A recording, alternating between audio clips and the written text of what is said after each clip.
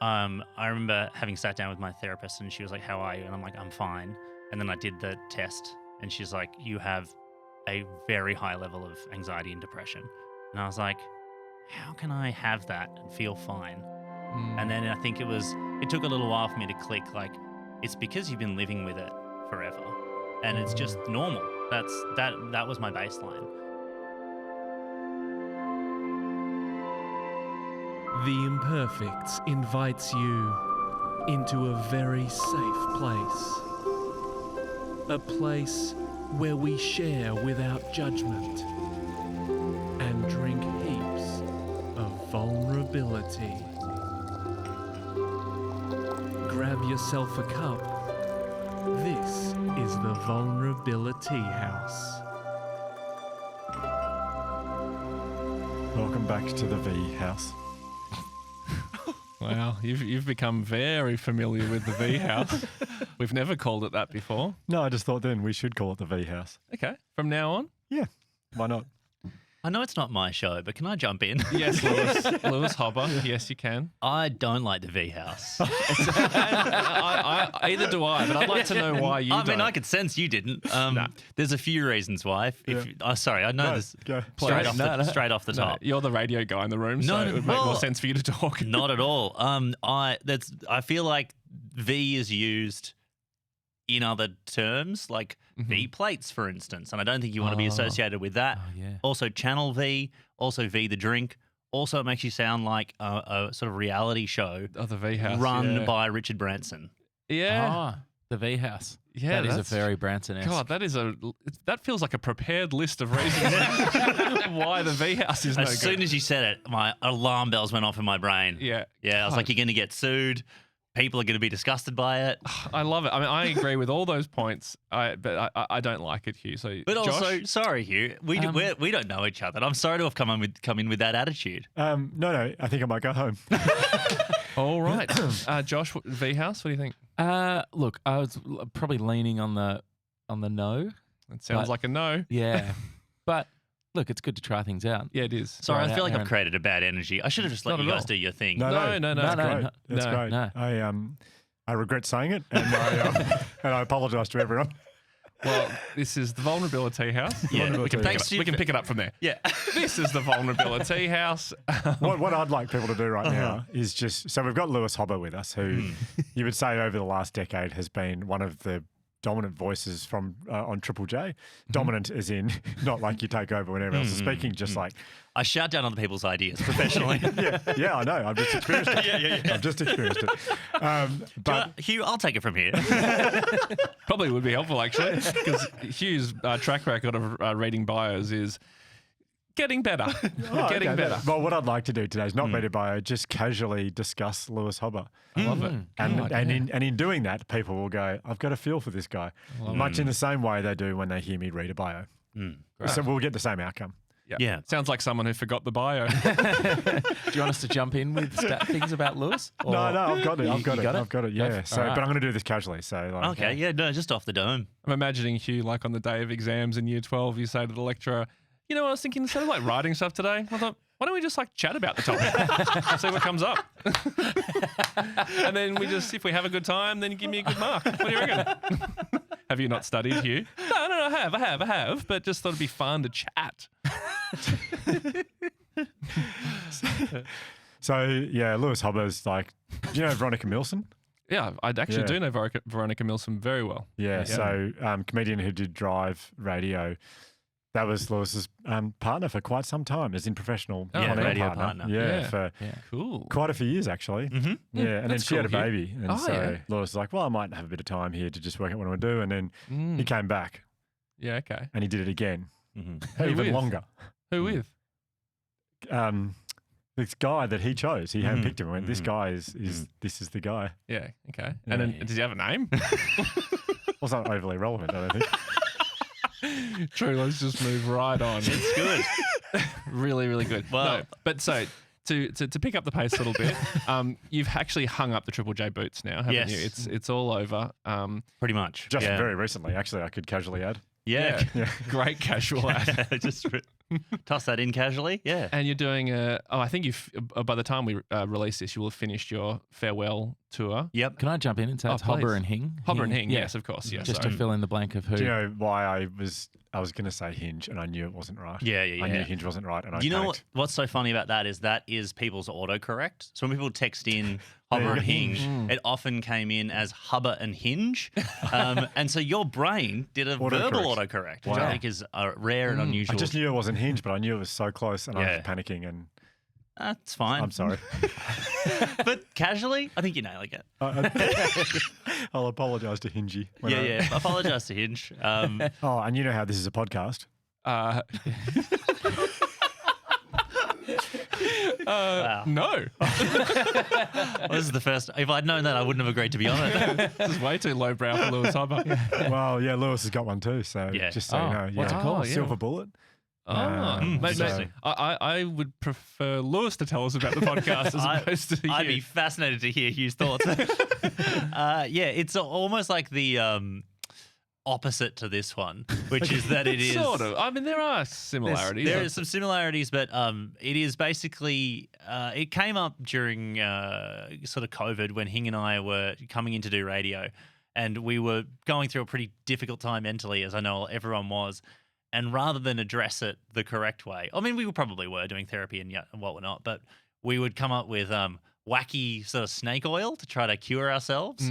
So we'd be one day Hing would come in and he'd bought like a $300 titanium spinning top, which is supposed to help you with meditation. And then one day I bought like a funny eye massager from like Amazon, which is supposed to help you sleep. It plays you like weird music like you'd hear in a bad massage I place. love it. Yes. And we'd be like, this is the thing that's going to fix us. I love This it. is the silver bullet that will cure us. So, Brilliant. Silver Bullet, the podcast, is basically each week a guest comes on, like a celebrity, well-known person, and tells us the thing that they have tried, the thing that they thought would be their silver bullet, so that would fix them either mentally or physically. Such a good idea for It's a awesome. podcast. And then Hing and I try it as well, and then we all review it. That's so great. Brilliant. it is. I guess adjacent to a podcast like this, Yeah. but very little vulnerability.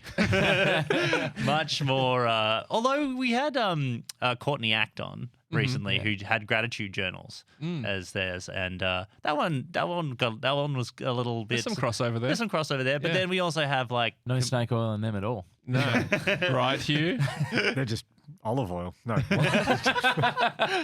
good. Very good for you. Good oil reference. Yeah, all but Because it had to be. Had to be oil. We all knew it. Gosh, I was just thinking, like, another thing. Can't wait till Hugh comes back. Instead of this, like, fake Hugh. Yeah. Yeah, just another thing about Lewis is just Yeah, go on, dude. actually went to, thanks, man. Throw us out a fact, man. Just not a colleague, That's Jesus. You want a cooler name than colleague? yeah, Yeah. compadre of Josh's at university. compadre. And that's what we called it. That's Yeah. Went to always. uni together, and that's actually why. I mean, I do want to talk more about your radio show and I also need to apologise to Hingy because I'm 43, so I don't listen to Triple J anymore. I'm now ABC Classic FM, if I'm being very honest. Wow. Yeah.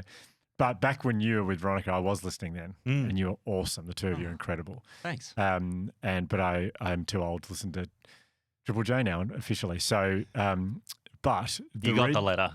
Okay. Cease and desist. Yeah. We send them out to everyone at a certain Kingsmill point. sends them out. Yeah, it was like, Is that his name? Kingsmill said, yeah. we heard you've taken an interest in classical music. Please delete us from your presets. Yeah. At 100, you get a letter from the Queen. At 40, you get a letter from Triple J. The two letters to look forward to in life. But the reason, I mean, there are many reasons you're here. One of them is that you and Josh go a long way back. And in Yeah. fact, your story, I remember when Josh, actually, you spoke about this in your own vulnerability, in your own V House episode. Yeah. Oh, no, we're not doing that. No. We voted I against it. liked it more the second time. Thank you. I don't know. So, Josh, you, Yeah. So Lewis and I, to be correct. You looked at me like I was going to grammar police you then. Yeah, I don't know why. Because grammar was a big part of our uni degree. Yeah. Lewis and I went to uni together, and we were. I would officially say you are my best friend at uni. We were really close. Yeah. And I actually being in this area, I remember you used to have a house I did. that was like a few hundred meters from here. And I Yeah. remember going there and working on uni assignments and hanging out together. Yeah. Yeah, Yeah, in Collingwood. Yeah, in Collingwood, just a few hundred meters I away. did not know that. I didn't Yeah. know that. So yeah, but then we sort of our sort of paths went separate ways after finishing uni, and hadn't hung out as much. And then I saw you for the first time in years at the podcast awards a couple of years ago. Yeah. So yeah, me and Lewis are really close at uni, and a lot of love for this man. Yeah, likewise. And yeah, because I moved to Sydney not long after we finished uni, maybe a year or so after. And so, not lost touch completely, but just, you just changed cities, new kind of everything. So, we didn't really get to hang out a lot. And then, I think probably the first time I'd seen you in maybe 5 years or something was when we bumped into you two, Ryan and Josh, at the podcast awards. And at that time, I'd been listening to the podcast and loved it. And I think by that time, I had gotten in touch with you to tell you how much I'd loved it. Yeah, which is lovely to hear. Yeah, so I was thrilled to be on here. I'm a huge listener. I think I've probably listened to all the episodes. I'm a big fan. Well, I mean, I'm a big fan. I think, Lewis, you were probably one of the first like media people who like got in touch with us and said, I listened to it. And I was like, oh, that's cool. Look, Lewis is listening, because it was quite early on. I feel like you contacted us. Yeah, and in fact, who told me to listen to it was Veronica Milsom. Oh, well, Veronica is a wonderful woman. Yeah. That's so nice. Yeah. Oh, I cool. follow her a little bit too closely on Instagram. Oh, yeah. We can cut that out. Sorry, Veronica. She's a mother now, and well out of your league, might I say. I find myself really following her stuff. But anyway, She's very funny. She's one of the funniest people in the world. honestly, it just makes me laugh so much. Yeah, she's the best. And to be clear, that is why I Yeah. follow her closely. Should we get the cards? Yeah, maybe Hugh, you want to pull a card. Okay, Yes. so Lewis, I guess you know how this works, but for those who don't, so we have these Vulnerabilitea House cards here, and it's a deck of cards, and on each card there is a question which might bring out some form of story or a vulnerable memory or something from you, Lewis. So if you just can pick the top three cards, read them out, This is great. and then if one of them, I'm dealing them out like playing solitaire. Yeah. Is that Yeah. normal? Is that how people usually do yeah, it? that's great. Yeah. Yeah, great. Oh, like I'm doing a tarot or something. Well, it's nice to see the cards because these are I still consider these our new cards. That, Yeah. In my mind, are available for purchase, but who cares? I still think of them as the Bluey cards in my head. Oh yeah, Yeah. that was the old days. Yeah. But this is better. You won't get sued for this one. I think this is good. You don't want to have to be fighting Ludo True. and Richard Branson at the same time. That is, We can't fight a battle on two fronts. yeah. Many a good people have gone down trying to do it. Okay. This is exciting.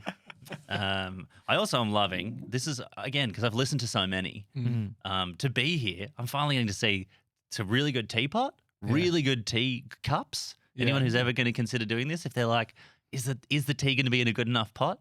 Yes. It is. Yeah. Just before we start reading the cards, this is a very beautiful. I love this, that the two of you went to uni together and you've gone on very separate paths and you've come back together to do something really nice like this together. I think it's great. It's nice, isn't it? It is really lovely. Yeah. I've been because we've been trying to organise this for quite a long time. Yeah. And just because I've been in Sydney, it's been hard. But I've been a combination of excited and genuinely terrified about doing this. For like 90% excited, but this kind of like vulnerability as a rule, not my area. Like and so I find it quite. I'm very nervous about it, but in like the good kind of nervous. And would you say that's because with what you do professionally, it's kind of like you turn up every day to make people laugh, and it's easier to just put on this front as in like I'm a funny person, I'm an 100%. entertaining person, and that's I don't want to break from that character. Is that why? Yeah, I think so. Yeah, not that I think of it as a character. It's sort of instinctive, really. Yeah. But I do sort of think when you, particularly the last few years doing radio, it's just sort of felt like in my mind, what I was good at was being joyful, I guess, and being. I wasn't quite sure how to sort of negotiate that conversation to be like, oh, now I'm going to be. Like, hey, I'm having a really difficult time here or whatever. It was just easier to go like, I've got my time in my life where I can have those conversations with my partner or whatever. But when I'm at work, that's my joy time. That is my scheduled joy time. And it helped me as well. It wasn't like a grind. Well, it was kind of a grind, but it wasn't like I was weeping while the songs were on. Like it makes me feel good too. But having Weeping while the songs are on. It's a grim image. Yeah. yeah, but then but just I don't know. This is not when I do a lot of podcasts and but very rarely like this. Yeah. Usually just being silly. Yeah. Uh, Well, thanks for coming on. Yeah. no, I Considering really all that. Yeah, I'm excited. This one is what has been your biggest failure? How was it good or bad for you? Biggest failure. What has been good? Oh, that's a good one. It's Okay. interesting. I don't think that's ever come up before. Yeah. That's an interesting one. Why did I put it back down? I'll flip it over now. Yeah. Okay, here we go. What were you embarrassed about as a teenager? Nothing. Perfect. You kidding me?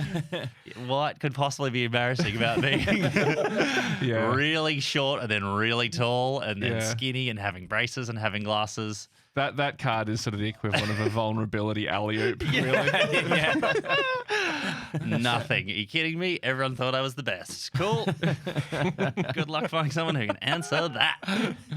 And this one is, how do you celebrate success and do you feel like you've achieved it? That's interesting. Well, I think that is probably, I think I'll do that one. How do you celebrate success and how do you feel like you've achieved it? Just because it's something I've been trying to think about a bit at the moment because I have just finished this long sort of tenure at work at Triple J and trying to evaluate that a bit at the moment. Oh, And- it's such a Yeah. I'd be so interested to talk to you about that because Yeah. that is one of my favorite topics. Yeah. Success and especially having just finished something that was such a big part of your life for so long. It was huge, It yeah. kind of is your life, isn't it? Like I'm imagining when you're in that world, it's kind of everything revolves around that. Yeah, really, it does take up so much of your time. I think it's so funny when you do radio. I don't know if you experienced this, Ryan, but when you talk to people about it, and everyone, you think people. I don't know, how do I say this? When people ask you about your radio job, you think that there are questions that people will want to know. They'll want to know, like, who's the coolest band you talk to, or like, who's the rudest. But everyone wants to know, what time do you start? Oh yeah, yes. I think because What time to set your alarm? I reckon because like being a radio host as your job, people think it's like you are taking the piss if you think that's a job. Go on, what time do you start? Yeah, It's almost like an annoying question. What do you say? You get there at 12, do you? Yeah, I bet you do. You sleep in, probably go to the gym in the morning, do whatever you want. Yeah, I feel like that's part of it. But I think Yeah. it's also, probably a more common question for people who do breakfast radio. Because I think the average person probably assumes that all radio people do the morning show. And so it's like, oh, what time do you start? Yeah. It's like, oh my God, you must be up at dark. Yeah. But yeah, I think that is a common question. And I think because we start at 3 p.m., people are like, oh, yeah, you must sleep until 12, show up at 2:30, do 2.5 hours of work, and you're back home again. I'm now interested. What time did you start? Yeah. Well, so when Veronica and I started, I was such a huge Triple J fan, like the biggest Triple J fan from when I was like 12. Like I would get the bus from our house in the country into Geelong and then the train to Melbourne every comedy festival to see like the breakfast show, Oh, like yeah. at Really? 6. So I'd be wow. I'd be in Melbourne by 6 a.m. Like Whoa, when I was what? 12. Like I was a huge Triple J Wow. fan. It was like, yeah, all the way in. Did it live up to your What time expectations? did you wake when up then? Yeah, well, Oh, yeah. great question. Yeah. Like 4, 3, who knows? Yeah, so early. Basically didn't go to sleep. When you finally got to Triple J to work there, did it live up to your Well, expectations?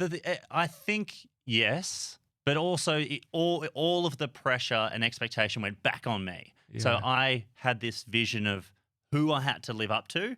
So it was like Yeah. Will Anderson or like American Rosso or like these sorts of people who I'd listened to when I was growing up. And I'm like, if you're not as good as them, you've failed. Oh, jeez. I mean, this is so fascinating. So, okay, so the question is about success and about, maybe read it out one more time. How do you celebrate success and do you feel like you've achieved it? So I think for the first, I don't know, until really recently, I never celebrated success ever. How did you measure success? I don't think I would say that if you had asked me up until maybe like 2 years ago, have you ever succeeded at anything? I would have said no. Yeah. Like not a single thing. And not that I think that I'm terrible at everything, but just that I never quite hit over that level that you would call success. Like I would have gotten close. So was success, was it like in your mind, maybe even unconsciously, success was being the best. Yes, 100%. Yeah. Had to be the best. And that is like a thing that I've had forever. Basically, if I couldn't be the absolute best at something, it was a failure. And so anytime you would do something good or quite good, you would look at it and you would go, that was quite good. Tomorrow we'll have to be better if we want to be the best. And so Veronica and I started when we were, this is back to the, what time did we start? We started at 9, which is like Wow, that's psycho early. for a drive show. Yeah. No one does that. But we were like, we've got to get in. We'll be in at 9. We'll have 6 hours to prepare our 2.5 hour radio show. I mean, no one has started at no drive host has started at 9 since Tony Martin. Yeah, exactly. But that was like I had met Tony Martin just before I started on air, and I'd gone back and listened to all of like Martin Malloy and Get This, and that was in my mind. Apart from the fact that I just look a bit like him, I was like, You do. Very true. yeah. I was like, that's kind of where I wanted to be, which is again like not attainable. Like I think what I would know now is that particularly unless you're doing a 100-meter sprint, it is measured by time. There is a best in the world. Almost everything else, there isn't one. Yeah. And it's so specific to you and it's pointless to chase it. Yep. But I did not know that. Neither until so recently. Yeah, it's Yeah. you're saying all the things that I relate to everything you're saying. It's Yeah. so because especially like comparing yourself to even Tony. Like I compared myself to Tony forever, wanting to be as good as Tony. And like when I only did radio for 2 years or 3 years, or 2 years like drive show, but that was my mark. My watermark was Tony Martin, maybe the best who's ever done it. Yeah. And so, I was like trying to make sketches and, I was even making sketches with Matt Dower. Yeah. Like, I was even doing that and I was like, oh God, no, it's got to be this, it's got to be that. And then when they told me that I couldn't do sketches like I wanted to, I was like, well, how am I going to succeed if I can't reach the level, like sort of like match up to the person who I see as success? Totally. Yeah. We did the same thing. That's why we got in at 9 because we're like, we want to turn it into a sketch show. And a sketch show needs so much, unless you're Tony Martin, everyone else has like a very big staff. Think of something like Saturday Night Live, which they do, an hour and a half a week. Yeah. And they've got the biggest staff you've ever had. We had 2 people and we were doing 2.5 hours a day. Yeah. Like, it's not doable. But I think the worst part is that I don't even know if it was a quality that I was chasing, but a reaction. You sort of, like, I don't know if, obviously there was a quality that I was going for, but I think in my mind, the only way I would know that I'd hit the quality was by the level of reaction. Totally. From who? From the audience. And I think what I didn't really analyze at the time was, it's a great question, from who? I don't think I thought that. I don't think I thought about from who. I just was waiting for a moment that I realized it, where I was like, oh, that's it. I've had the success and I've had the realization that I was looking for. And I never stopped to think about who that would be or what that would look like. And that meant that it was an unattainable chase. Yeah. It would never end. And I would have just kept chasing that and never succeeded. And that's actually what I did. So you're really just hoping for, like, you do a sketch on radio and probably unconsciously you're just sort of hoping that all of the people that you admire will message you and go, hey, you're different. You're doing something differently and it's brilliant. Yeah. And you're special. Yeah. And not only that, but then like Steven Spielberg calls. So he's like, we want to turn the sketch into a film. We're going to Hollywood, baby. Yeah, there's something special about you and I need to work with you no matter what. It is. I think once you start to actually interrogate it, you realize how nuts it is. You're like, oh, the secret thing I was waiting for doesn't exist. It's a total fantasy. And it is like almost that level of childish dreaming where you're like, and you're like, oh, that was nuts. Why was I waiting for that? Why don't I try to like give myself a different bar to go for to call success? Have you gone as far to think about how you might have felt if all of those things actually happened? Like if you got Steven Spielberg called. Well, still waiting. Let's not rule it out, guys. Okay. Did some pretty good sketches back then that are still kicking around. Yep. I'm 100% sure it would have not made me happy, because then I would have been like, well, when's Scorsese going to call? Or the whole point of that way of thinking is you are never there. You're always, the moment you get anywhere, you're looking for the next there. And so you can never get there, ever. What about when, so you grow up loving Triple J, you obviously, that to you, that's like the pinnacle. Yeah. What about the day they say to you, what about when they offer you the drive show? Like, is there a part of you that thinks, I've made it then? Or was it straight away, I've got to be good? Was there a moment to celebrate that? I reckon Veronica and I took like 3 hours. We had a drink and we were like, this is awesome.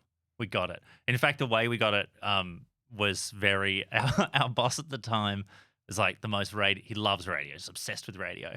And so when he called, we were, at the time, we were trying to get the job and there were a couple of other duos who were probably kind of in the running. And we were like, we were really stressing about getting this job. Like we did all of these different things to basically try to trick them into thinking we were busier than we were. So Veronica and I both did like comedy festival shows that year. We were just doing things to be like, oh, if you don't hire us, you will look stupid because we are going to be so busy and successful. And it was all just, we had nothing. Must have felt good to beat Koshi and Mel for the job. It though. did, yeah. It did. And to have long term made so much more money than them. It's been really, it's actually been so satisfying. I buy a bigger house next to Koshi every time he buys one. Yeah, good. It feels great. Good. But our boss, he called us and he was like, guys, I've got some really bad news. I'm afraid you're going to have to clear your schedule because every day you're going to be doing the drive show at Triple J. Whoa, God. And we're like, you didn't need to rate. Like, no one's listening. It's just us. You didn't need to perform it. Yeah. But you know, he did it for this moment where you're retelling the story. Yeah. And it, like, at the time, we were so happy that it didn't, we were just overjoyed. Yeah. But So you had 3 hours where you enjoyed that. yeah. And then the next day it was like, well, how are we going to make this the best show ever? Yeah, right. Which is, I feel so silly about it now because How old were you when that happened? like 29 maybe, Yeah. something like that. And we'd been trying to get the job for a few years and had nearly quit a couple of times because we were just like, they're not going to give it to us. Because you were at Triple J already, weren't you? We were doing like casual things on and off, and they had promised it to us a few years and then not given it to us. And Right. so after a while, we were just like, oh, they're just stringing us along. We got to get out of here. And then we were like, well, it's this year or we quit. And then they gave it to us, which was nice. Hardball. Yeah, but we would have as well. Like, I think there were other years where we probably tried that bluff and they were like, okay. And we were like, well, still here. But that year we'd had enough. So, yeah, it was the best. I remember being really overwhelmed by it, but then immediately being completely overwhelmed by the pressure of who I felt like I had to live up to. Yeah. Also because the first few years of radio, you're not very good. Like, so you're definitely not at that level. It does take a really long time to get good at it. For me, it did anyway. Did it take? I mean, you'd already been doing radio for a while, but not daily radio, was it? No. Did it take you a while to find to not try and be Tony, like to find who is Hobba? Yeah, for sure. Yeah. And also because I think the thing with radio that you might not get with other things is you can't hide who you are for that long, like because you're just on air so much. Eventually, the real you will creep out, I think. Yeah. Because it's just you can't be that. You can't be a character, I don't think, for that long, for that many years, for that many weeks or whatever, just over and over again. Eventually people will be like, I think if you listen enough, you've got more or less a sense of who that person is, I think. But was there a moment where you realized was there ever a shift or did it just sort of gradually? I think we also tried heaps of sketches when we started and they just bombed. They just, they're hard. They're really hard. And we'd come off a sketch television show. So we were like, we're going to do it.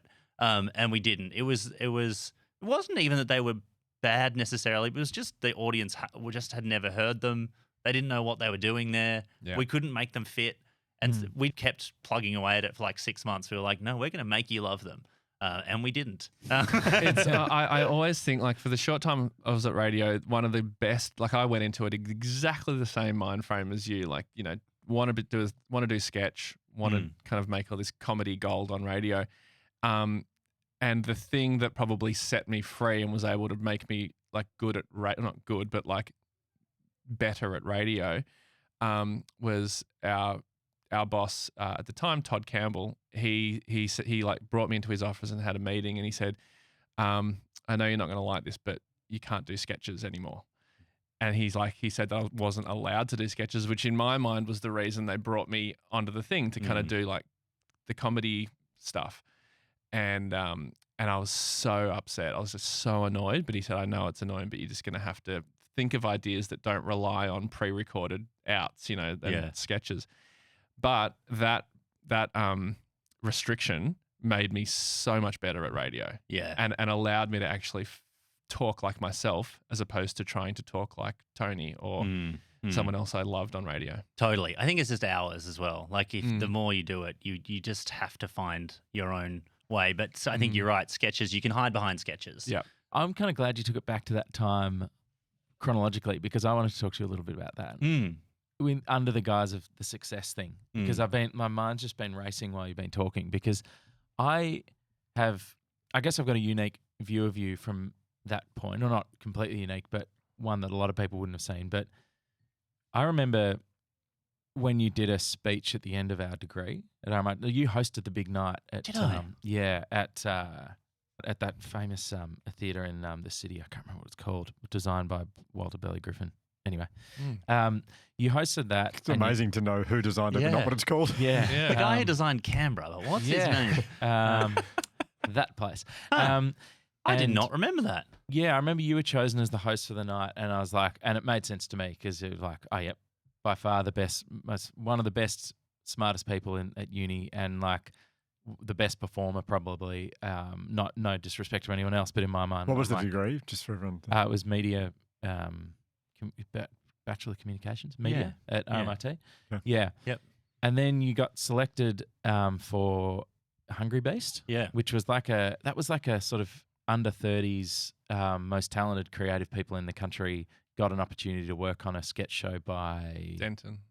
Yes. Is that right? Sort of, yeah. Not necessarily the most talented and creative, but Well, that's what it certainly seemed like that to those who That was didn't get the- selected. That was the public Yeah. perception of it. Yeah. I guess my question was, beginning from there, did that feel like a success when you got the Hungry Beast gig? I was going to ask about the thing that you don't ever remember, but did those things, did they feel like a success at the time? It always felt like either an accident or like it was something that wouldn't last. So when I got the Hungry Beast job, which was a really weird thing, like they've never done anything like it. Since. It was, national search for anyone between 18 and 30 who'd never worked in television before. They would have 3 months and then they make a TV show. And they're on like primetime ABC. And so we basically it was this huge national search. From what I hear, it was thousands of people who applied and about 15 got the job.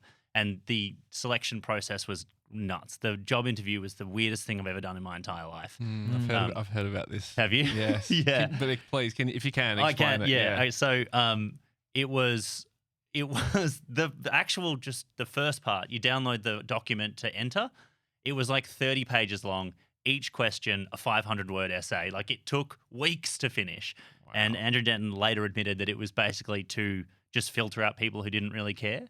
So people didn't just chuck it in as I'd like to be on TV. It's like, no, you need to have studied to get this interview. And then I think from there it was like 1,500 applications or something, and they did about 50 interviews or 100 interviews or something. And so we walked into, I got the call. I was working at the Victorian Parliament House at the bar when I got the call to be like, you got an interview. I'm like, amazing. It'll just be me and like a production assistant or whatever. And you just rang the bell on the bar and walked out, dropped your apron. That's right. Whoever was the premier at the time, Steve Brax, clapped me out. Walked into the job interview, whatever, and it was just this long conference table, and Andrew Denton's sitting at the end of it, and I was like, no one mentioned that Andrew Denton was going to be there. Yeah. And it was. We did like an hour of almost like media drills. So he would go like, all right, there's a camera there. Look at the camera. Pretend that you're reading the news and the auto cue's just broken and you need to pad for 5 minutes. Go. Oh my God. And so you're just doing that cold in front of Andrew Denton. Was this still part of the audition process? Yeah. So this is the first round of interviews.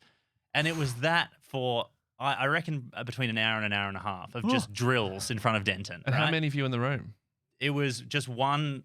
It was just me. Oh, just you? And then Oh. the selection with Oh all the my producers, God, right? so- yeah, okay. Yeah, and I'm working at a bar. Like I've just finished uni, and I'm like I have no. I've done like a little bit of stand up, but basically no media work at all.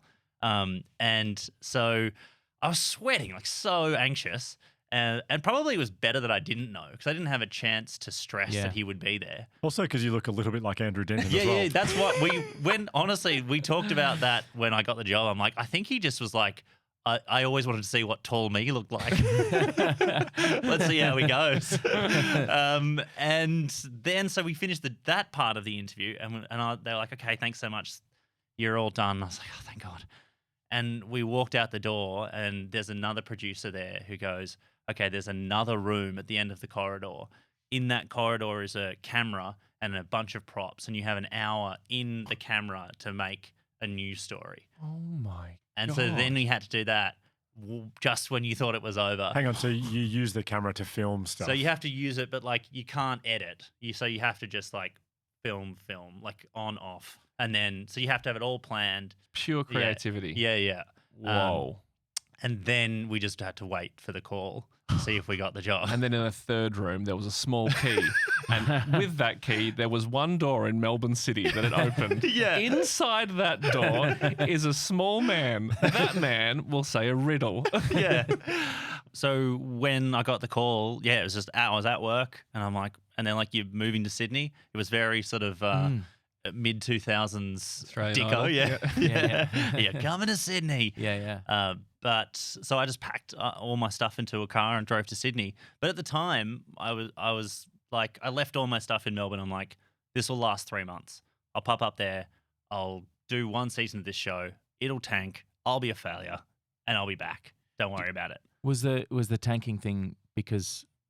Sorry if this is a bit personal, but is that because you were sort of aware of the fleeting nature of TV, or more you an opinion of yourself? I think it just seemed so. It seemed so nuts. Yeah. Like it seemed so bananas to be Yeah. like, this is going to be a TV show that works. Mm. I was like, well, I've never worked in TV. Like none of Yeah. us have. I don't see how this works out. And also, they hadn't promised anything. Like they're like, it'll be one season and we'll see how we go. Yeah. And I'm like, well, that's not a promise. Like that feels like no one really thinks this is going to. Not no one thinks it'll work, but this just doesn't feel very stable. Yeah. So, Did you know anyone else who'd got the job? well, weirdly, Veronica Milsom. So, Yes. this. But you didn't know her at this point. No, we went to high school together. Oh. yeah, I didn't know I'd that. known Veronica for years and years and years. Ah. So, yeah, but I hadn't seen her in ages because when we were at uni together, she went to Hobba in Perth. Okay. And Acting school in Perth. Yeah. Yes, Yeah. but she was a year above me at school, so we were friends, but not, a year in high school is a lot. You're not necessarily like the best of friends. So we had like been in some theatre productions together or whatever, but that was it. And then, so she messaged me, was like, I just saw you got this job at Hungry Beast. I'm like, yeah. She's like, yeah, me too. Or back then it was called Project Next or whatever it was. And so when I got there, we knew each other, and we were one of the only people who sort of arrived knowing anyone. And that was awesome. And we had been friends at school, but we so quickly became really, really close. Like I just was reminded about how much I had always loved her and was just like, oh, you're the best. Mm. Yeah. Gee, And- that must have made it a lot easier because that would have been a very intimidating environment to walk into. It was really a lot. And the other thing is like Andrew is a perfectionist. Andrew is a classic perfectionist, which is how he has managed to do so much incredible work for so long. But I think I also am. And I think probably I think that being like my first ever real job and him being like a bit of a hero and a mentor, I think that way that the brain works, which is like if you don't do perfectly, you have failed. Mm-hmm. He thinks that way too. So that really just kept going in that first few years of work. Mm-hmm. So, which is not on him, by the way. It was just the nature of Reinforced two your people. belief, Yeah. And he would never have said that out loud, but it was just, that was the way we worked on that show. And we were all friends, and we are still all friends. It wasn't, I think how do I say it? I think the people that were all chosen for that show all had a very similar brain in terms of the way that they work and the expectations they put on themselves. I mean, my assumption of that environment, and I could be completely wrong, but just based on my own like little bit of experience in like writers' rooms and things, is like my assumption is that would be a competitive environment. Was it competitive amongst all of you? It was weirdly, quietly competitive because we were all friends and we still are. You know, like Veronica married someone from like Nick Hayden who was on the show, and everyone still, you know, hangs out and sees each other. And also, there were lots of different worlds. So there was me and Veronica and Dan Illich and a guy called Chris Lieben who was sort of in the comedy team. But then there was like full journalists, you know, people who are now working on Four Corners and all sorts of different things. So there was no competition there. Yeah. But there were a few things like, you know, like Mark Fennell was on the show and, you know, you'd do a script that needed a host and, you know, they'd sort of be going, oh, who wants to host this? And there'd be, you know, I'd go up and Mark would go up and there'd be a few people who were like, oh, I'd love to host that. And so it was like, oh, do you want to do it? I'd love to do it. You know, it's sort of that thing where it's really was an amazing breeding ground for young people. Like a lot of people have come and have done great stuff after that. Like pretty much all the people you've mentioned have done incredible things. I mean, there's so many incredible, like, I mean, even people you wouldn't have heard of, like Pat Clare, who did all our graphics, who has now won, I think, 7 Emmys, something like that. Yeah, right. So it was an easy environment to not feel very successful. You know, like because everyone there was so good.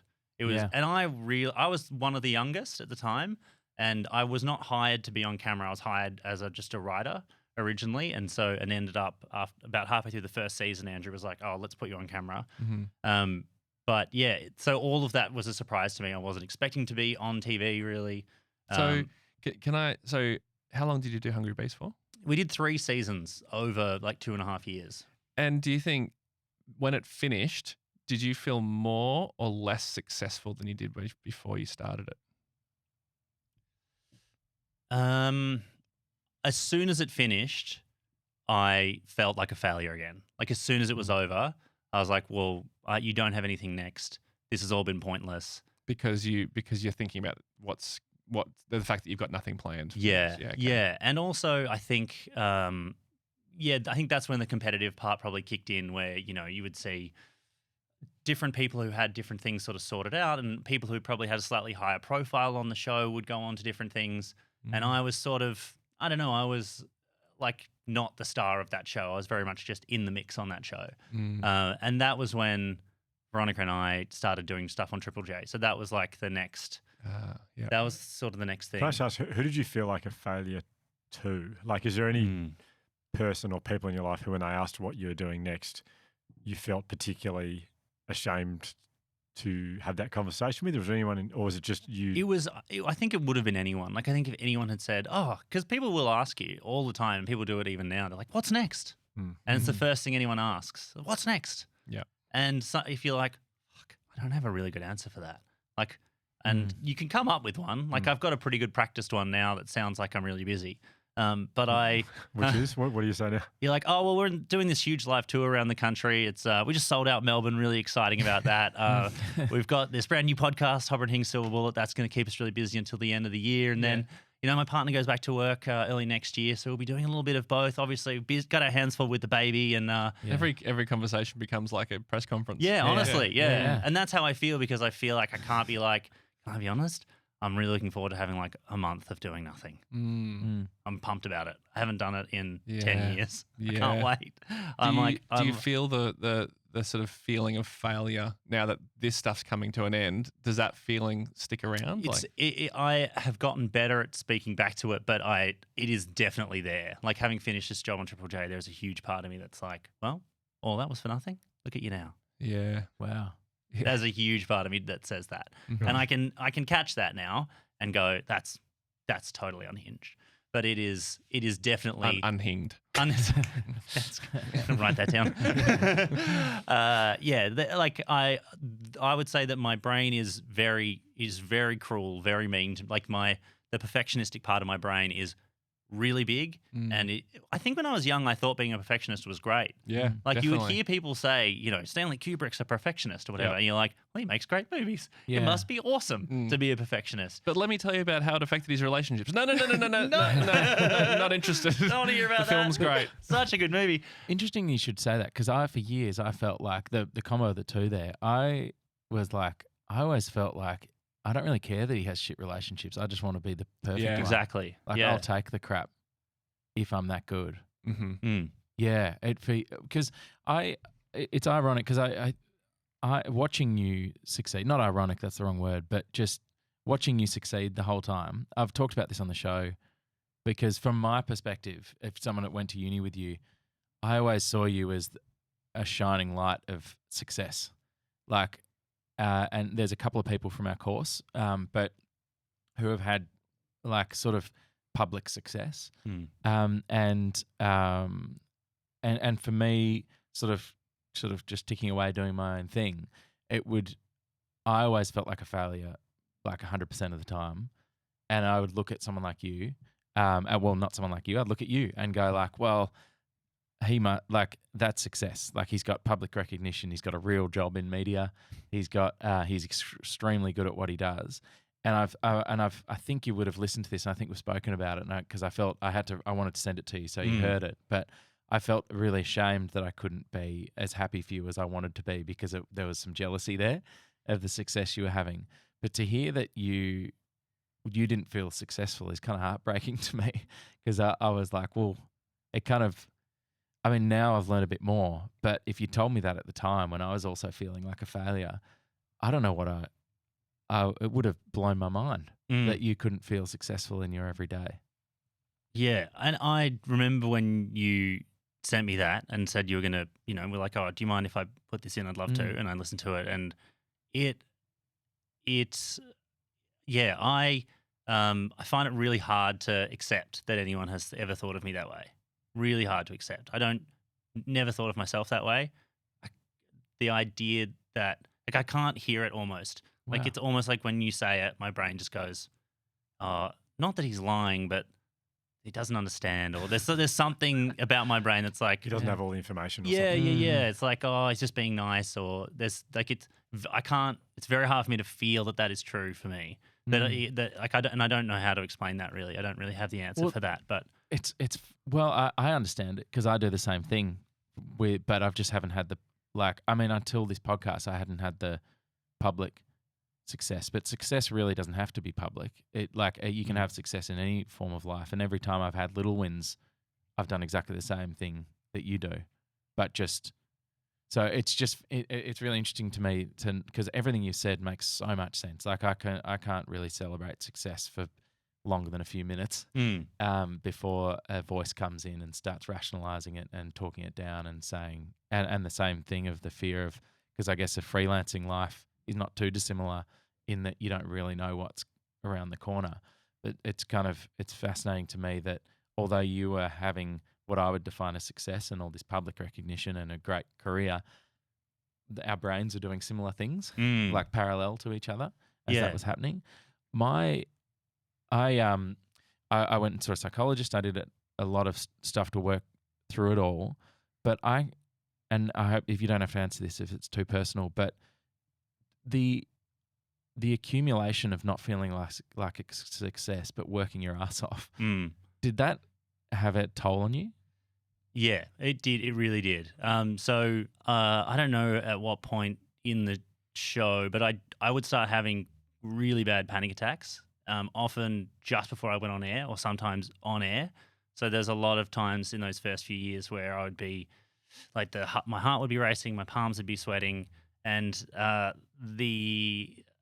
shaking and just having to go on air. Because in my mind I was like, I think part of that thing of being like, you've got to be the best, was like, you can never get off air. Like you can never walk off air. No matter what you're going through, you are on air. Like when you're on air, and again, this pressure is just, I don't know where it came from. To say it out loud now, it's like I wasn't in surgery.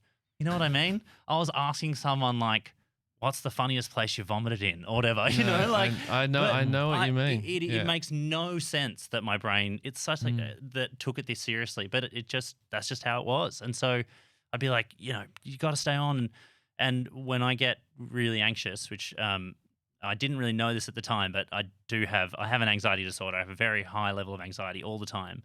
And I was not aware of that when I started. Wow. And so I get really sick, and then I will eventually just throw up. So I would while I'm from on the air, anxiety. from the anxiety, yeah. Right. Wow. So I'd be on air, and I'd just be like, "I'll be right back." Go to the toilet, vomit from anxiety, come back, keep doing the show. Is that regular?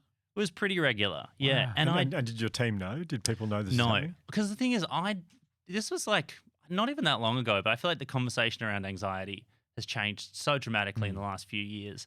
And maybe 6 years ago or something, or 7 years ago, whenever it was happening, I never stopped to go, I wonder what this is. I just be like, oh, I'm a bit nervous and got a bit overdone and then vomited and that's it kind of your happens. tactic to get through it, Yeah, sort of thing. yeah. And then, but that would happen if I was doing, you know, stand up. It would happen just before I went on stage. I'd be like, oh, I'm going to be sick, and then I'd go and be sick, and then I'd go on stage and be fine. Whoa.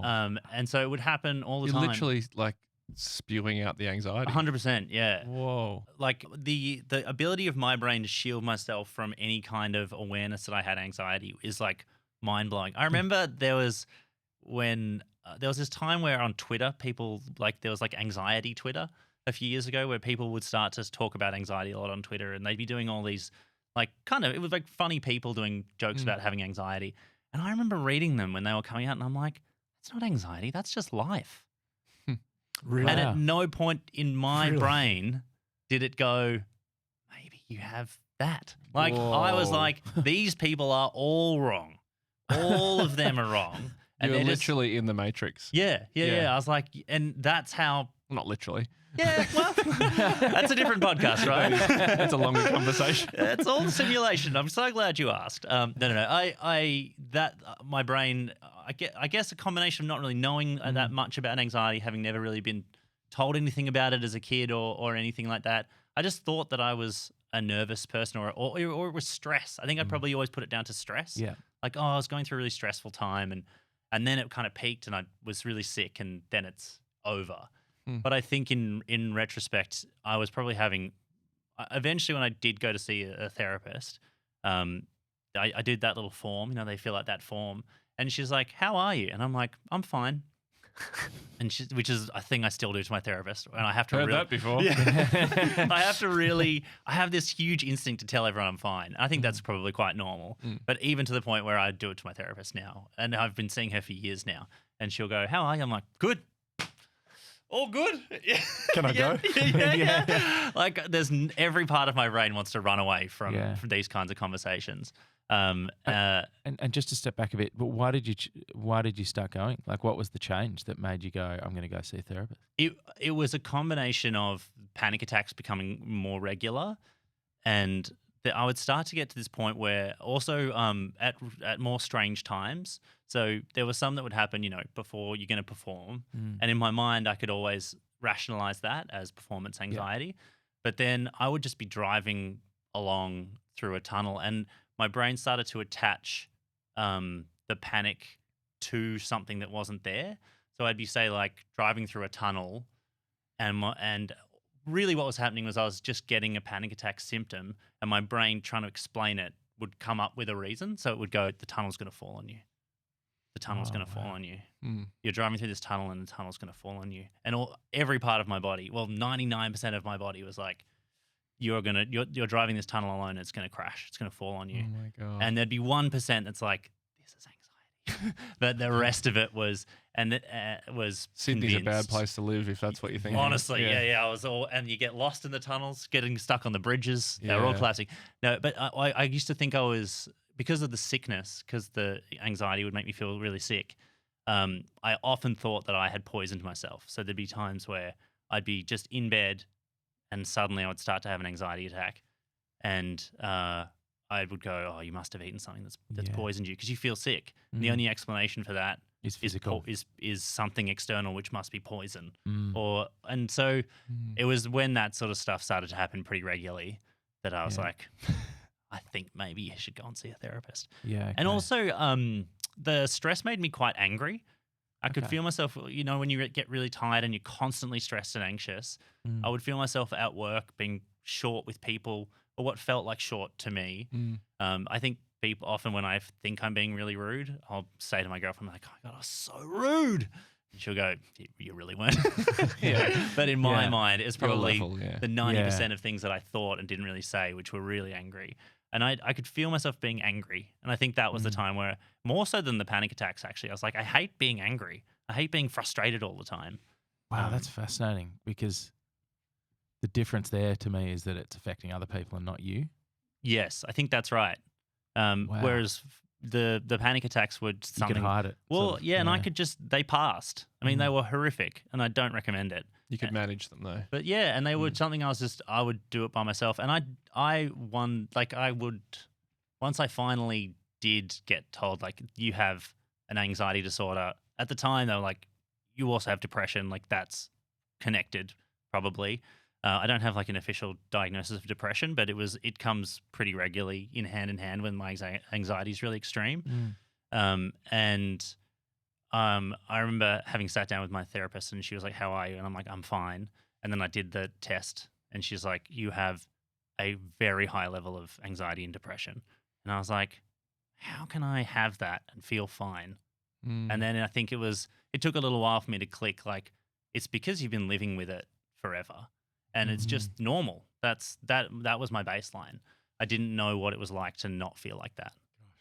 So where are you at now with it? Like, how's your anxiety and depression now? So I started taking medication, and that made a massive difference. I know it's not for everyone, and I actually tried to do therapy for a few years and not get medication. I don't know why I didn't. In my mind, I just was like, "You're not a medication person," and I know that that's not fair, and that's not a good way to think. But that was just the way my brain was at the time. It was like, that's for people who are really unwell, not you. And then eventually, it became pretty clear that it was me. That was something I wanted to try, and it really did make a big difference. It just made it so all the things that I'd been trying to do to help myself just wouldn't work. Like, you just couldn't get in to fix it. The way it sort of felt, I remember saying this to my girlfriend at the time, was like, for 30 years, my brain had just been a spinning ball of like red twine, and you could never quite grab anything, and it could never slow down. And at night it would spin, and in the morning it would spin, and I couldn't sleep, and I would wake up feeling sick. And once I started taking the medication, it didn't stop, but it like slowed down enough that you could like slowly unpick it a little bit. So that's been huge for me over the last few years. Being able to slow that down, and That's helped, like with the anxiety attacks and the panic attacks, and yeah, it hasn't stopped them, but they're certainly way less severe, and it has just meant that I can catch the feeling. Like, I know what the feeling is now. I can say to my partner, like, I'm having an anxiety attack, and she's like, "Okay, cool, just like sit down, have a breath, have a water, like you're fine, you're safe," and that makes a big difference to hear that. And also just to not push through it, because I would just always push through it. Whatever it was that was happening, I would just keep going. And now I know that I have to stop, even if it's just for 5 minutes. If you don't stop, it won't stop, I guess. Yeah, that makes a huge difference. Do you, I think I'm asking this question because I'm a parent myself, but I'm interested in your parents. Is this something you talk to them about, or how have they been through all this? I didn't talk to them much about it for a little while, but I did tell them. They came up to visit at some point, and I was like, "Oh, I'd just like to let you know, like, I've started taking medication for anxiety," and they were like, "Oh, that's so interesting." Well, because we have a family history of mental illness, and they were like, we kept an eye out, like we knew, that was a possibility from, their grandparents and so forth. We were like, we looked for it and we just couldn't see it. wow. So whoa. Which I think it's probably a combination of you know, I think really what we look for in things like that has changed. Mm-hmm. It's probably, I think they were looking for something that was probably really severe. They're looking for Daria. Yeah, yeah, that's Yeah. right. They're looking for eyeshadow and tartan. Yes. And also, I think a lot of it was behavioral stuff. Like I was fine at school. I did fine. Like I didn't behave badly. Like I got through. I had friends. Like I think the sort of things that you sort of look for. You know, I was getting through all of that, but it was more internal, and I wouldn't have said anything to them because I wouldn't have wanted to bother them. So I wouldn't have said that I was feeling stressed or anxious. So in a very honest moment, as like let's say an 18-year-old, if someone said to you, "Do you think you are too anxious and possibly depressed?" What would have your answer been? No way, not a chance. Right. And at that time, this is one of the more embarrassing symptoms, but I get like a stress rash.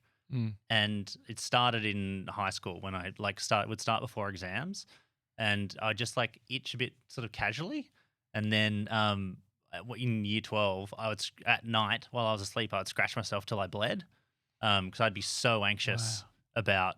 And that was a stress rash. Yeah, I'd be so anxious about failing in year 12, like the thought of not doing basically. The perfectionism, like I knew that in my mind I was like, yeah, this is so silly again. But there was the pressure of like, it's got to be like 99.99, you know, like, or else you haven't shown up. And so I would just scratch myself till I bled. And at that time, sometimes I look back on that and I'm like, oh, there were probably a few signs. Yeah, you hit it though. I hit it, yeah. I hit it. I would never tell. I wouldn't tell anyone about that. No. Was it consciously hiding, or just that you rationalized it to yourself that it wasn't that, so then there was no need to tell anyone, sort of thing? I think genuinely I thought I was a chiller. I think that's the most weird part. Like I think if you'd asked, like I grew up on the coast, you know, used to go surfing. Yeah, I'd be like, you're like, I'm a chiller, man. I'm just a chill guy. Well, it certainly read like that to me from the outside.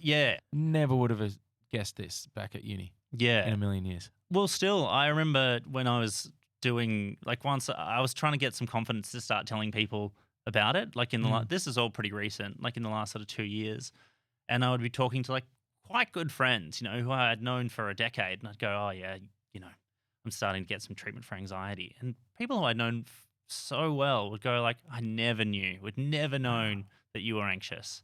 Even the people you work with? No one who I've done radio with. I think anyone who has seen me every day would know. Yeah. Okay. And really close friends, but people who, you know, I just see casually or see socially. I'm pretty good at switching on the normal face. You know? I will agree. I think like you coming in today, I mean, you said you were nervous coming in here, but you would not think it when you walked in today. Yeah, my girlfriend gets she's almost like worried sometimes when I'll be at home and I'll be going to do something that I'm quite stressed about, and I'll be at home just a nightmare. Or like, and it's all quiet. It's all to myself. It's all internal nightmare. But she can tell that I've just disappeared, left my body. Yeah. And then she'll see me on TV or whatever doing the thing, and she'll be like, "It is genuinely unsettling seeing the switch between the home you and the that you." Wow. Can I ask about just with your parents? I'm kind of interested, like your feeling of, like you know how you said you've never felt like you were successful. What was like growing up, assuming that you wanted to be, you know, a performer or in comedy or something like that, you know, obviously Triple J in some way. What was like what were your parents and family and support network like when you wanted to do that? Well, I didn't want to do that. I would think, probably looking back on it, I probably always did. I had a real interest in comedy, loved and radio and all those sorts of things, but I don't think it wasn't like a real choice. Yeah. Didn't feel like a real choice. I know that's still pretty common for people, but I think, and because I was quite handy, like I was pretty good at school, I sort of succeeded in that stuff relatively easily. Like smart, like school smart stuff. Yeah. I was actually like a child. Really, I peaked at like 6. I was like a child genius, and they're like, "This kid's gonna be something." Interesting. Yeah. I was in like what they call CHIPS, which is Children with High Intellectual Potential. Whoa. It's like kids Mensa, and they're like, "This kid's gonna be a star." And really, what it is like kids just develop at different paces. Yeah. And really by like 15, 16, people even out. But And that's interesting I to me. evened out, yeah. Yeah, but even like that sort of. That happened to me with sport. Yeah. I did about 8 and Well, that- evened out and then went down. Yeah, because people can just grow. It's the Yeah. same thing with Yeah. sort of intellectual ability, I think. Yeah, Yeah. mine was big early. Hit intellectual and then it puberty just, early. Yeah. And then it just sort of tapered. But, Yeah. but you do strike me as a fiercely intelligent person, I have to say, just from chatting for this last little bit. I'm like, God, this is a very smart man we're talking to. Oh, that's kind. Yeah. I don't know how to respond to that, but thank you. I'll save you. Yeah, no. As in, like, I do appreciate it, but I have never. I think I can tell you every like public failure I had academically. I could tell you the room I was in. Like, I could tell you the first time when I was in like grade 4, and I was really smart at that time, and everyone would be like, you know, the maths questions on the board, what's the answer? And everyone would be like, Lewis. And I'd go like zing with the answer. And I can tell you the first time I got it wrong, and everyone was like, ooh. He's losing it. He's there. Get out of chips. Get out of chips. He's not a chip. Yeah. And that was it. Genuinely, though, it was like, oh, yeah, I'm just like, I'm a normal kid that's just like becoming more, I was good at reading early, and they were like, "Oh, he can read." But it's like, is telling a kid, I mean, I have no idea about this, obviously, but to me, just knowing your story since then, feels like an unnecessary amount of pressure to tell a 6-year-old that you're one of the smartest. To then, like, I feel like that sets you up for failure. I think, in retrospect, I think it probably, this is a thing my therapist has talked about a bit, which is that apparently kids who are told that quite early do have a tendency to have some anxiety in later life. It makes sense. Yeah. Of course. Like, if you're told and your identity is like the smart kid, Yeah. or like the successful kid who has all the answers, and then you get to a point where you don't have all the answers, makes so much sense that, of course, you feel like you're a failure. Yeah, and it took a long time to get past that, to not feel like you needed to know the answers. Like, I think even at like uni, I think it was such a shock when I got to uni. Like, growing up, I was sort of like half an hour past Geelong. Like, we lived on a sort of dirt road. You can't like walk to a neighbour, you know, where I was. And then we moved to Melbourne. Well, I moved to Melbourne to go to uni, and I was like, damn, this is the big city. And I remember meeting you, and you were like it's genuinely crazy to me to hear you say that you thought that of me, when I was like, Josh is so cool. Like, I know, but is not how it seriously, felt. at uni, Josh was so cool. He was like really good looking. He was playing guitar. He was great at uni. You knew everyone as well because you were from Melbourne. So you would like be walking around Melbourne, and everyone would be like, "Hey, Josh," and you'd be like, "Hey," and I'm like, "This guy's the coolest kid in the world." Like, it was, and I was being like, Didn't "Hello." you turn down your invitation to Chips? Yeah, I did. I don't need them. That's how it felt. I was like, I felt like I was hanging out with the Fonz, you know. At uni. I'm like, this guy's so cool. Hey. Yeah. No, that is wild, because that is not what it felt like. Yeah. That It felt doesn't like surprise me. That's how I imagine uni, Josh. You should. Some of the clothes you're wearing were just like, terrible. no, like I would, when you went at home, I'd like steal them. And, Yeah. so you were just Sneak into mum and dad's room in Josh's clothes, like looking at yourself in the mirror, pretty much. dancing around. 100%. Oh, well, this is nice, but I No, don't- genuinely though. it's certainly not what was going on inside my head. I felt like a loser. Yeah. But- Well, you're the only one who's ever had that experience.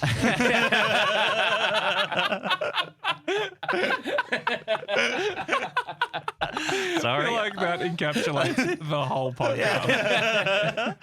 I forgot where we were. I was paying Josh too many compliments. No, it's good. Keep going. Yeah, no, that's true though. That is what I thought. But on that really quickly, because my parents, I think, were just they saw that I was like hungry to learn, and they were just doing everything they could to like support that. Yeah. So and at no point did they ever. My parents are like amazing. They would never have put pressure on me. They would never have said you need to get this score or you are a failure. Like, It's a shame. Would have been a much simpler story if I it could have would blamed your parents. yeah, honestly, believe me, it would have saved me a lot of money.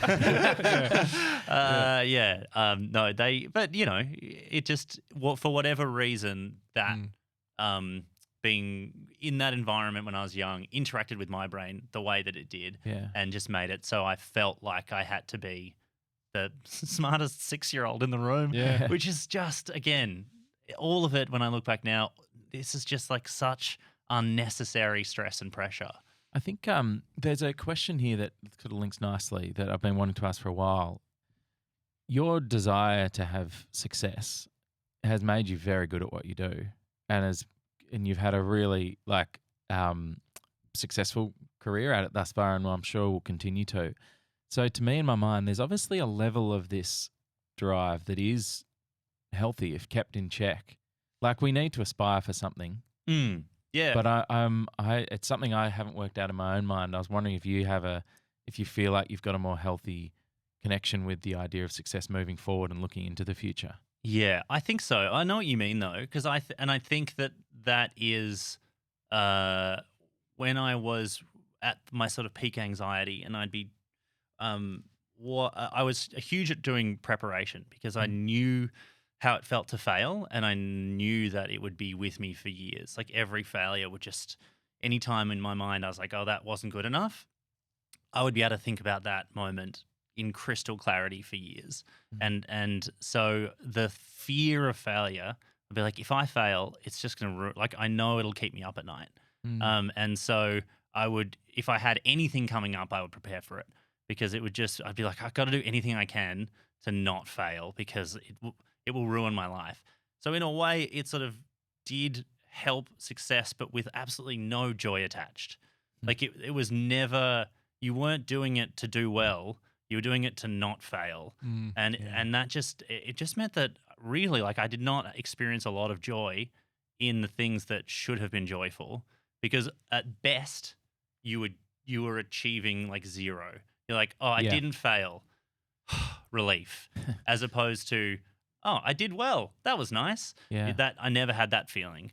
It was either failure, I knew it, or you didn't fail, got away with it. Can you remember back then, or even now, or if you even thought about, like, what's the worst thing that could have happened if you failed? Like, what would happen practically? I don't really know the answer to that. I don't think it was logical. I don't think I really. You weren't like fearing a certain event or a certain humiliation or something. No, it was. I think a lot of it was often public, because a lot of my life is public. So it would just be that it was in front of a really large amount of people. Yeah. And that for some reason they would remember it, which is, yeah. Again, once you get into the logic of it, nothing holds up. It's probably just like an expanded version of the class going, ooh. yeah, which again was fine. And I wish that I had learned to cope with that failure a bit and be like, oh, that's fine. Like, and I did have to learn to cope with failure over the years, because, you know, when you're doing radio every day, you fail heaps. But for those first few years, if I failed, I beat myself up about it all night, just was at home being like, I can't believe it. Like, sitting on the couch by myself, just like. Yeah, because you carry it with you, whereas your class at 6 probably went, ooh, and then 5 seconds later, how long till recess? Yeah, 100%. And that's still true of like any audience now. No one cares. No one cares. But you can't convince yourself of that. No. But yeah, I think you're right. Like, I think there is like, even to do this I'm embarrassed to say this, but last night my girlfriend came out, we just put our baby to sleep, and she's like, what are you doing? And I had my laptop out and I was going through old notes, and she's like, I was like, I'm just doing some prep for tomorrow for the Imperfects. She's like, what do you mean? I'm like, well, I just want to make sure I do a good job. She's like, are you preparing for your vulnerability podcast? And I was like, yeah. She's like, I don't think that's the point. And I was like, but if I don't, it might go badly. What if I'm not myself enough? Yeah. I was like, what if she's like, it's just, you have to just talk about you. Like, you can't not know that. I'm like, yeah, what if I forget something? Like, what if I forget a part of my life that was important? Yeah. She's like, yeah, I just don't think that's the approach you should take on this. That's kind of really nice, because it means that you really care about it. It's like you want to, I know what you're saying, that it's coming from a place of like not wanting to fail at something that you can't fail at. You can't fail today. Yeah. Well, But I know what you mean about that feeling of wanting to bring your best to something that you care about. I relate to that. yeah, and I think that's good. I think now that I have gotten my anxiety a little bit under control, I can get it to that healthy point of like, no, you care and you are probably still worried about failing, but like a little less attached to it. Like my whole life won't end if it does fail. Like it will just be a single thing that has failed rather than I am a failure. Yeah, And absolutely. I think I'm a bit more able to do that than I used to be. It used to be very much like if you fail, you are a failure, and you will never be able to undo that. So like one failure that's it. Is it, You're done. yeah. One strike, you're out. Yeah. Yeah.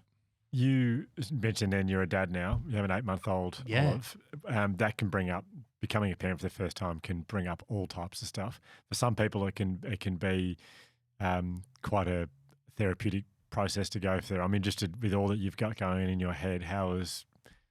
What's happened there? For you? Yeah. Well, even that's kind of attached to, I think, my whole sort of getting over my anxiety curing moment, which is so good. If anyone wants any cures to anxiety, just call me. I got you.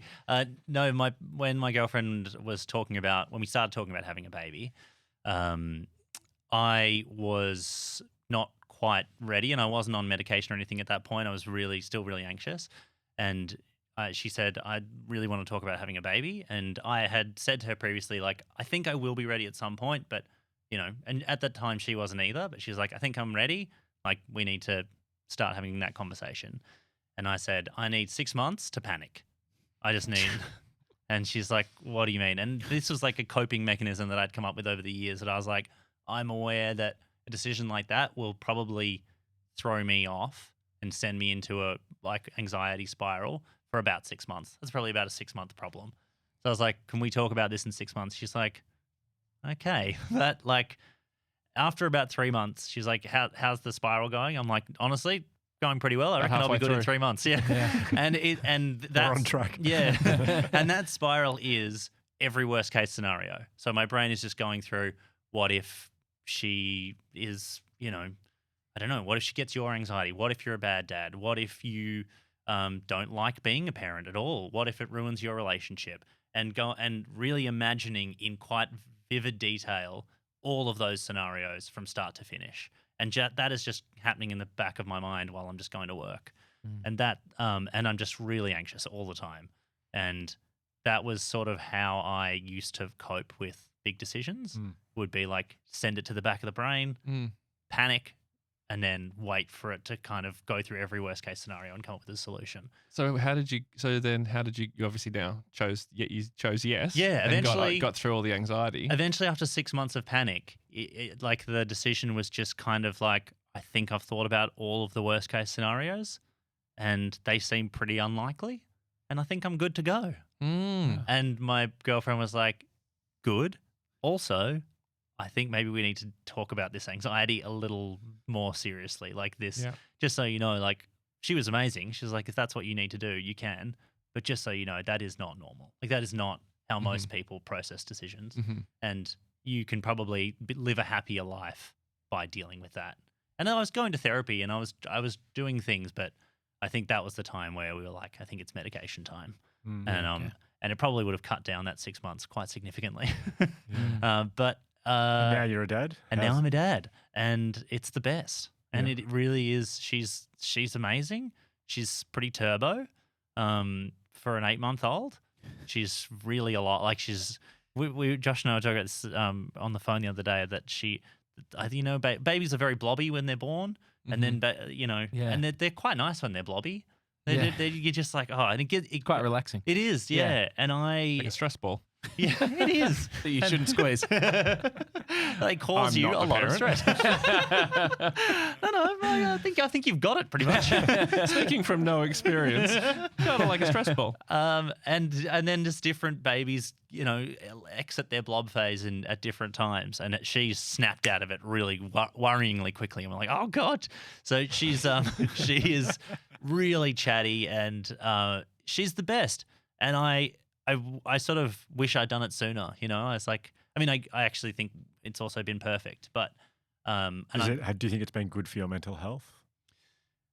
yes, I think it has. I think partly it just helps you stop thinking about yourself too much. Like it stops. You can't. There's no time to think about yourself too much. Like normally to come to something like this, I would have woken up, you know, pre-baby. I would have woken up super early. Would have had a shower really early. I would have gone over my notes. I would have like really worried about what I looked like, because that's like, I think that's something I can control when I'm going into a situation with no control. I'm like, I can control what I look like. Yeah. Whereas today, no, absolutely not. We were woken up at 6:30 by a baby. I made the baby breakfast. I fed the baby. I just managed to squeeze in a shower and got here. And I forgot my jacket. I forgot all my clothes. I have no idea what I look like. And you just have to be comfortable with that. Yeah. And so all of the things that I used to try to control for mine to be perfect, they're just gone. And it's okay. and it's okay, but it is like, it's not always okay. Yeah, like just, it's just yeah, okay. Yeah. And we talked about this, like we had to talk about this, me and Alex, my girlfriend, before she was born. I never said before she came out. Before she waltzed out. Yeah. I was like, there are things that babies do that are going to like, I really like things to be clean and orderly, or I need things to be orderly, and that's gone. And so all of the things that are connected to my need for control to handle my perfectionism, I had to be comfortable with all of them leaving me, and that took a lot of work. And I still find it quite stressful at times, like when, you know, and she's only 8 months, like it's just going to get worse. But it's also like it's happening in gradations. So I think by the time she's a toddler and it's just like smearing shit all over the walls, I'll have stepped up to it, you know. I'll have done my gradual fitness for baby chaos. I think. I hope. Yeah. That But sounds great, though. honestly, she's the best. She's the best. Yesterday she woke me up giggling. Like she just reached over, like patted my face and giggled, and she's just starting to say "Dada," and I'm like, "That's the best thing that's ever happened." That's the biggest feeling of success You need to I've get her ever in had. chips. Wow. If she's saying dada at 8 months, she needs to be in chips. Well, I mean, it's not that conscious. She says "Dada" to lots of different people. And you're manipulating her lips. As Yeah. she's, It's sort of a Mr. Ed situation. I'm putting Peanut in there. She's really good. She's got the same intelligence as an adult horse. I think we talked over that then, but that was beautiful. The thing you just said about the success. I do think, yes, I really do feel like when I look at her, she's the biggest success I've ever had. And I find it much easier to think of my life as a success now she's in it than I did beforehand, because I can see I can see how much my family means to me, and I can see how much Alex means to me, and how much Olive is. Just the most beautiful thing in my life. And I remember so vividly 7 months ago, or whatever, 9 months ago, before we had a baby, I would hear parents talk about this, and I actually just didn't believe them. That's the truth. It wasn't like I was like, I'd hear people go, oh, you know, just it's all about the family, and I was like, it can't all be about the family. It has to be about you as well, and that is true. But I find myself thinking that all the time now, where when I have Alex and Olive together, I'm just like, this is it. That's it for me. I'm sorted. Like I've got it. And I know that that's not real. Like you do have to go out, and I do have to do things for me as well. And I love my work, so I do love to do work, and I'm looking forward to doing more. But that's not. I don't need that to be my only success now. So I get a chance to celebrate Olive all the time. Yeah, I love Awesome. it. So beautifully said. Yeah. Well, even though saying things is your profession, I doubt you could say anything better than that. So that might be a nice place to finish the interview. Lewis, it's just been a pleasure to meet you and to, I mean, I really, having listened to you a lot, especially in the early years, I was thinking, I mean, this has just been so, I had no idea that this is going on in your head. And it's funny you talk about how hard it must have been to go into Andrew Denton's you know, how you had to act out for whatever it was, Mm. you know, for 5 minutes, like pad for news reading, when you'd be like, mate, I've been acting my entire life, but I'm not anxious and depressed. This is nothing. Yeah. I feel like, yeah, I've just learned so much from you and about you, and it's been just a pleasure. So, and it's so lovely to see you and Josh back together Yeah, again. it's lovely. The Fonz. The cool guy and the funny guy. No, honestly, I mean this. You know, I don't, Hugh, I know this is the first time we've met, but Ryan and I have known each other for a long time, and Josh and I have known each other even longer. And I am such a big fan of this podcast. I listen to every episode. I really, there have been a few episodes that have really genuinely helped my life. And, you know, I think there was one, where you were talking about finding your purpose. Made a huge difference to my life, and it was. I think you messaged me maybe about that. Yeah, it really lovely. sent me on a whole journey to try to find my own purpose, and that really helped with this whole thing with Wow. success and failure, and not chasing that never-ending dream that is just a fantasy that will never make you happy. So, yeah. I know that this is becoming a bit of a tradition where people at the end of your podcast tell you how good it is. It's a great tradition. Yeah. Luckily, we didn't start it. It's a good segment. It is a Yeah. good segment. I think it'll stay. Should get it sponsored, actually.